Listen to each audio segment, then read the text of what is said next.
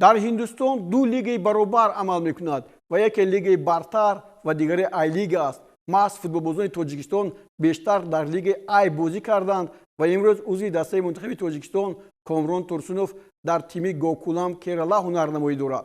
در موسم امسال دسته‌ها 11 وقوعی انجام دادند و کامرون تورسونوف در 9 وقوعی اشتراک کرده و دروازه حریفان 2 گل زده است و یک پاس گلی هم انجام داده است. محض ما این بازی‌ها را پیدا کردیم. در آی لیگ هندوستان دسته کامرون تورسونوف در مقام ششم جایگیر شده است و این دسته از 11 وقوعی در 4 تاش پیروزی به دست آورده است، 5 مساوی دارد و 2 باخت، 23 گل زده است و 15 گل از دروازه‌اش گرفته است و 17 امتیاز در مجموع دارد. محمدین کالکوتا با 27 امتیاز در زینه اول است، ریالی کشمیر در جای دوم با 20 امتیاز و شیرینی دهقان هم 20 امتیاز دارد و در جای سوم موقع گرفته است.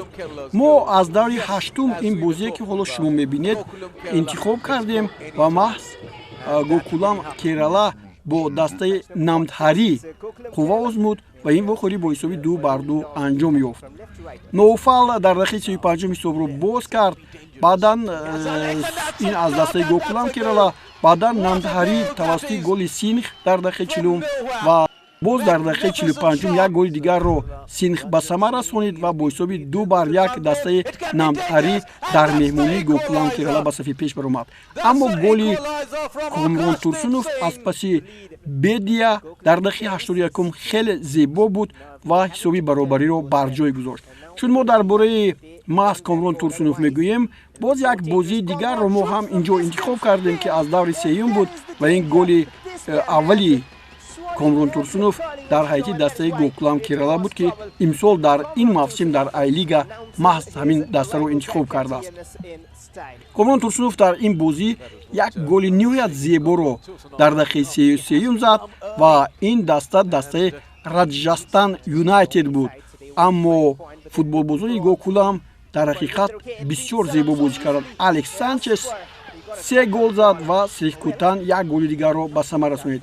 به یک معنا گفتم ممکن است که فوتبالباز دسته منتخب تاجیکستان کامرون تورسونوف در این دسته موقع خود را دارد و الکی درباره‌اش ما گفتیم او در 9 بازی این دسته شرکت ورزیده است و یک پاس گل‌آور را هم از خود باقی گذاشته است.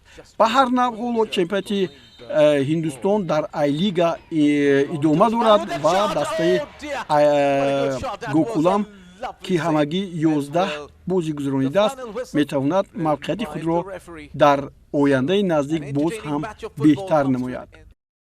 در همینجا دوستان گرامی برنامه ما به انجام رسد. مقصد ما ترغیب فوتبال تاجیکستان و آسیا است. هر هفته در همین روز برنامه نوبتی ما را انتظار شوید.